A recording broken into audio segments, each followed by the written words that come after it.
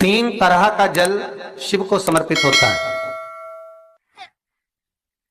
और वो तीनों तरह के जल का अलग अलग भाव है महाराज।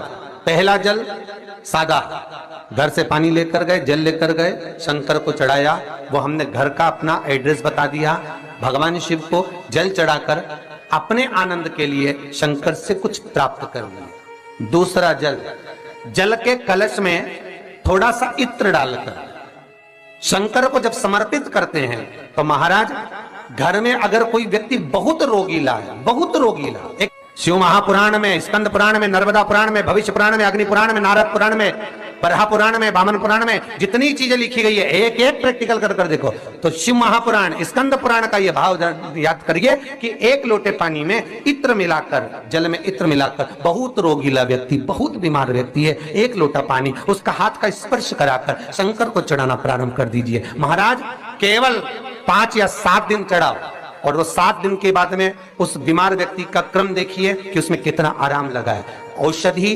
दवाई काम करना प्रारंभ करी कि ना करी। केवल इत्र समर्पित, इत्र का जल।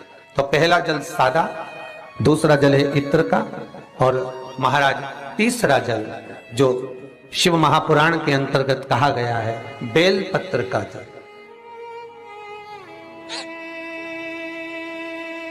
तीसरा जो जल है वो बेलपत्र का जल है। बेलपत्र का जल कैसा? तो महाराज शिव महापुराण की कथा कहती है कि जल के पात्र में एक बेलपत्र अंदर डालकर उस जल के पात्र को ले जाकर शिव को समर्पित करना, अर्थात अपनी मन की कामना भगवान शंकर से कह देना, केवल बेलपत्र के माध्यम। बोलना नहीं है हमको, कुछ हमें कुछ कहना नहीं है।